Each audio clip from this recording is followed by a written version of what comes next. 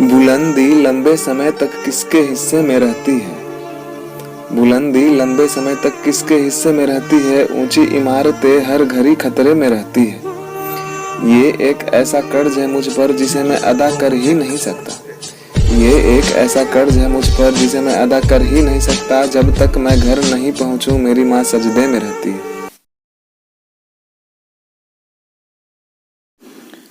Hello दोस्त, BLR classes में आपका स्वागत है। और आज हम लेके आए हैं 2020 सीरीज का 9वां नंबर का वीडियो, जो कि इस प्रकार है। पहला क्वेश्चन देख लेते हैं। तो पहला क्वेश्चन है, इथेनॉल के एक अणु में कितने हाइड्रोजन परमाणु होते हैं? इथेनॉल के एक अणु में कितने हाइड्रोजन परमाणु होते हैं? 4, 5, 7 या फिर 6? इथेनॉल के एक अणु में कितने हाइड्रोजन परमाणु होते हैं? 4 होते हैं, 5 होते हैं, 7 होते हैं या फिर 6 होते हैं? तो इसका सही जवाब है 6। इथेनॉल के एक अणु में हाइड्रोजन की जो संख्या होती है, हाइड्रोजन परमाणु का जो संख्या होता है वो होता है 6। ऐसे हम देख लेते हैं इथेनॉल को देख लेते हैं। तो इथेनॉल का जो फॉर्मूला होता है, केमिकल फॉर्मूला, उसे हम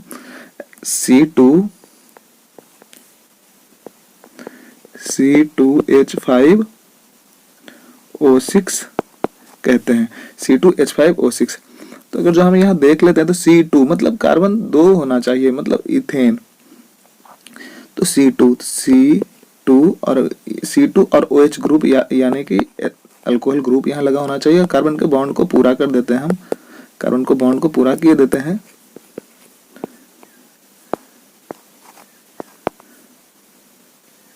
सॉरी, यहाँ नहीं लगेगा, इसको नहीं गिनना है। तो कार्बन का संख्या कितना हो गया? 1, 2, 3, 4, 5 और 6। तो इसका सही जवाब हो जाएगा 6। इथेनॉल के एक अणु में कार्बन जो हाइड्रोजन का जो परमाणु का जो संख्या होता है वो होता है 6। बढ़ते हैं दूसरे क्वेश्चन की ओर। भारतीय अंतरिक्ष अनुसंधान संगठन इसरो ने दुनिया की तीसरी सबसे बड़ी हाइपरसोनिक पवन सुरंग कहाँ बनाई है? भारतीय अंतरिक्ष अनुसंधान इसरो ने दुनिया की तीसरी सबसे बड़ी हाइपरसोनिक पवन सुरंग कहाँ बनाई है? तिरुवनंतपुरम में या फिर गोकर्ण में या फिर जैसलमेर में या फिर अहमदाबाद में? इसका सही जवाब हो जाएगा तिरुवनंतपुरम में। जो तिरुवनंतपुरम में जो तीसरा हाइपरसोनिक सुरंग बनाया गया है वो तिरुवनंतपुरम में, जो कि इसरो के द्वारा बनाया गया है। आधुनिक आवर्त सारणी में किस आवर्त में से प्रत्येक में 2 उपधातु हैं? आधुनिक आवर्त सारणी में किस आवर्त में से प्रत्येक में 2 उपधातु होते हैं? 5 और 6 में, 3 और 4 में, 6 और 7 में या फिर 4 और 5 में? इसका सही जवाब है ऑप्शन नंबर डी, 4 और 5 में। 4 और 5 में आधुनिक आवर्त सारणी में जो आवर्त 4 और 5 होते हैं उसमें 2 उपधातु होते हैं। वैसे अगर जो हम उपधातु की संख्या देखें तो 7 उपधातु होते हैं। कहीं 7, कहीं 8 या फिर कभी 6 भी दिया हुआ होता है, तो ऐसे हम 7 मान के चलते हैं। वैसे बात किया जाए तो जो चौथे आवर्त में जो उपधातु होते हैं वो जर्मेनियम और आर्सेनिक होता है। जर्मेनियम और आर्सेनिक। और अगर जो पांचवें के बारे में बात किया जाए, पांचवा तो पांचवा में एंटीमनी और टेरिलियम होता है। और बाकी सारे आवर्त के बारे में बात करें तो एक एक उपधातु होते हैं। खाली 4 और 5 में जो होते हैं वो 2 उपधातु होते हैं। नामीब नामक मरुस्थल कहाँ स्थित है? नामीब नामक मरुस्थल कहाँ स्थित है? ब्राजील में, अफगानिस्तान में, दक्षिण अफ्रीका में, संयुक्त राज्य अमेरिका में? नामीब नामक मरुस्थल कहाँ स्थित है? तो इसका सही जवाब है दक्षिण अफ्रीका। इसका सही जवाब है दक्षिण अफ्रीका में नामीब नामक मरुस्थल स्थित है। 5वें नंबर क्वेश्चन की ओर बढ़ते हैं। H2SO4 का आणविक द्रव्यमान कितना है? ये क्वेश्चन इंपॉर्टेंट है, थोड़ा ध्यान दीजिएगा। H2SO4 का आणविक द्रव्यमान कितना होता है? 96, 99, 98 या फिर 90 होता है? देखते हैं इसका सही जवाब क्या होता है। इसका हम सॉल्यूशन करके देख लेते हैं। यहाँ पूछ रहा द्रव्यमान। तो द्रव्यमान अगर जो बात करें तो जो हाइड्रोजन का द्रव्यमान होता है वो 1 होता है। और सल्फर का द्रव्यमान के बारे में बात करें तो सल्फर का द्रव्यमान जो होता है 32 होता है। और ऑक्सीजन का द्रव्यमान के बारे में बात करें तो ऑक्सीजन का द्रव्यमान होता है वो 16 होता है, 16। तो यहाँ हाइड्रोजन कितना है? 2 है, तो 2 से मल्टीप्लाई करते हैं। और सल्फर कितना है? तो सल्फर 1 है, इसलिए 1 से मल्टीप्लाई करते हैं। और जो ऑक्सीजन है वो ऑक्सीजन 4 है, तो यहाँ 4 से मल्टीप्लाई करते हैं। अब यहाँ पे 2 और यहाँ पे 32 और यहाँ पे 64 हम रखते हैं। देखते हैं कितना आता है। 4 और 2 6 और 2 8 और 6 6 और 3 9, तो 98 आ रहा है। इसका सही जवाब हो जाएगा 98। 98 is the right answer of this question. H2SO4 में आणविक द्रव्यमान कितना होता है? 98। बढ़ते हैं क्वेश्चन नंबर 6 की ओर। दो वस्तुओं के बीच के आकर्षण बल को क्या कहा जाता है? दो वस्तुओं के बीच के आकर्षण बल को क्या कहा जाता है? अपकेंद्रीय बल या फिर गुरुत्वाकर्षण बल, अभिकेंद्रीय बल या फिर विद्युत चुंबकीय बल? इसका सही जवाब हो जाएगा गुरुत्वाकर्षण बल। जो दो वस्तुओं के बीच में जो आकर्षण बल लगता है उसे हम गुरुत्वाकर्षण बल के नाम से जानते हैं। बढ़ते हैं 7वें नंबर क्वेश्चन की ओर। बांदा, सोनभद्र और मिर्जापुर जिलों में से कौन सी खनिज पाई जाती है? चांदी, लोहा, डोलोमाइट और फिर मैग्नीज। बांदा, सोनभद्र और मिर्जापुर जिलों में कौन से खनिज पाए जाते हैं? चांदी, लोहा, डोलोमाइट या फिर मैग्नीज। तो ये जो बांदा, सोनभद्र या फिर मिर्जापुर है, जो हमारे उत्तर प्रदेश के जो कुछ जिले हैं उनमें से हैं। तो इसका सही जवाब है डोलोमाइट। इन सब जिलों में जो डोलोमाइट खनिज होता है वो पाया जाता है। डोलोमाइट के बारे में जान लेते हैं। तो डोलोमाइट क्या होता है? डोलोमाइट जो होता है ना, ये मैग्नीज का ओर्स होता है, मैग्नीज का एस्क होता है डोलोमाइट। अब 8वें नंबर क्वेश्चन की ओर बढ़ते हैं। पीवीसी का पूर्ण रूप क्या होता है?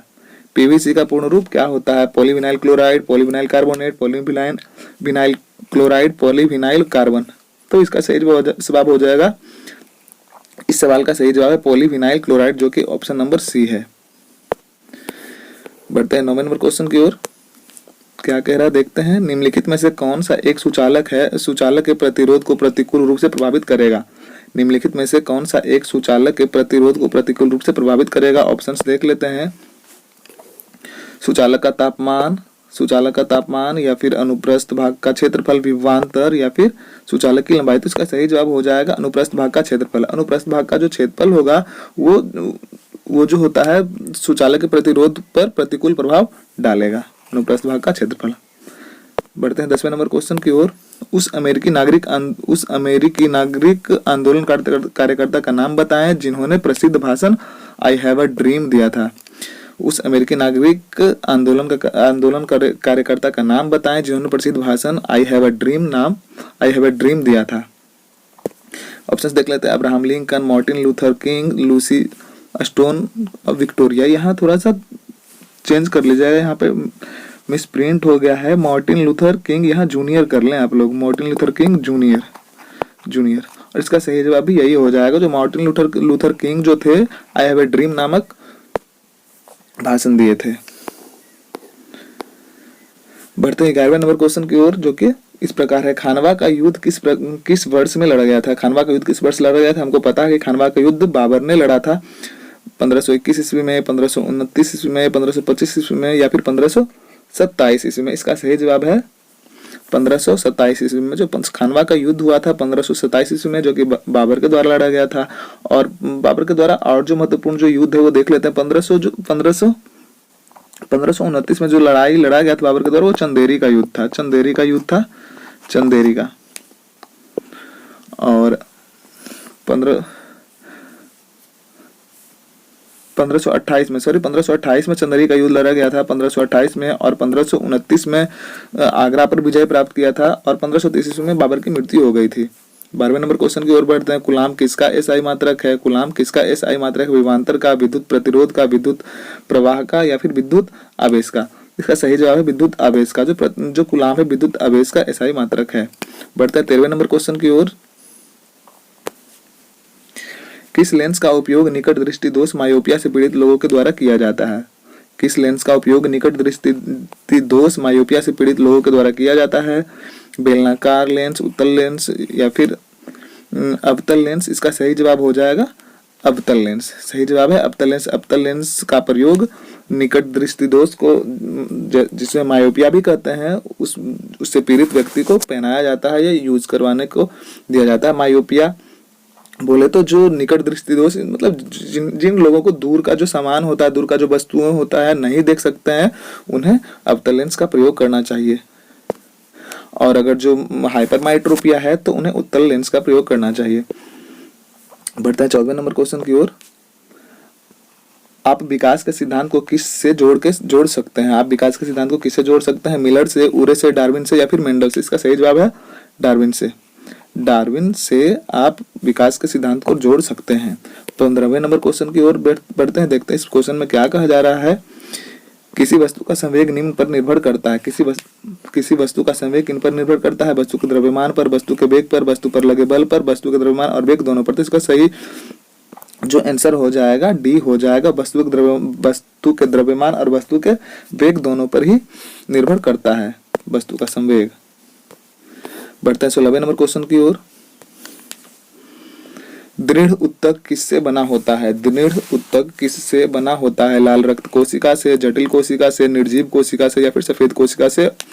क्वेश्चन एक बार फिर से देख लेते हैं। जो दृढ़ कोशिका होता है किससे बना होता है?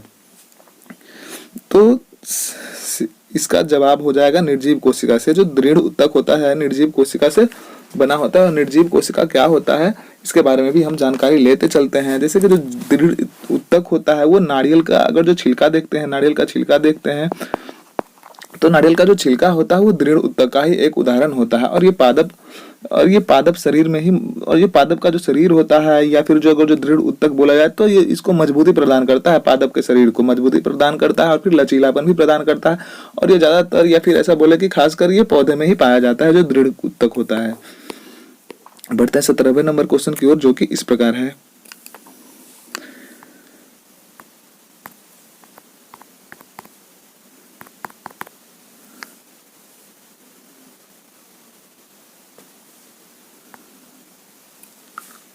सत्रहवें नंबर क्वेश्चन की ओर बढ़ते हैं। कंपन इंगित करता है किस वस्तु के किस प्रकार के गति को? कंपन इंगित करता है किसी वस्तु के किस प्रकार की गति को कंपन इंगित करता है? बहुत तेज गति को, दो बिंदुओं के मध्य तेजी से आना जाना, बहुत धीमी गति से तेजी से हिलना। तो इसका सही जवाब है ऑप्शन नंबर बी। दो बिंदुओं के मध्य तेजी से आना जाना जो होता है कंपन कहलाता है या फिर वाइब्रेशन कहलाता है। बढ़ते हैं 18वें नंबर क्वेश्चन की ओर। सुंडा जल संधि दो द्वीपों के बीच स्थित है, उनमें से एक है जावा और दूसरा द्वीप कौन सा? सुंडा जल संधि दो द्वीपों के बीच स्थित है, उनमें से एक है जावा और दूसरा जो द्वीप है वो है सुलावेसी, मालुक, बोर्नियो या फिर सुमात्रा। इसका सही जवाब हो जाएगा सुमात्रा। जो सुंडा जल संधि है वो किनके बीच में स्थित है? जावा और सुमात्रा के बीच में स्थित है। बढ़ते 19वें क्वेश्चन की ओर, जो कि आज का सेकंड लास्ट क्वेश्चन है। दी गई अभिक्रिया में कौन सी संयोजन अभिक्रिया के विपरीत होती है? दी गई अभिक्रिया में कौन सी संयोजन अभिक्रिया के विपरीत होती है? दोहरा विस्थापन, अवक्षेपन या फिर अपघटन। दी गई अभिक्रिया में कौन सी संयोजन अभिक्रिया के विपरीत होती है? इसका सही जवाब है अपघटन।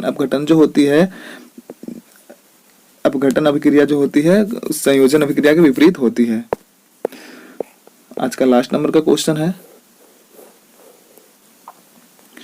और वीडियो को सब्सक्राइब करें और लाइक करें और दोस्तों के साथ में शेयर भी करें और बेल आइकॉन को प्रेस करके ऑल वाला जो बटन होता है वो दबा लें, ताकि आपके पास जितने भी सारे नोटिफिकेशन हो हमारे वीडियो को अपलोड करते ही जाए और आप उस वीडियो से जो जानकारी है वो इकट्ठा कर पाएं।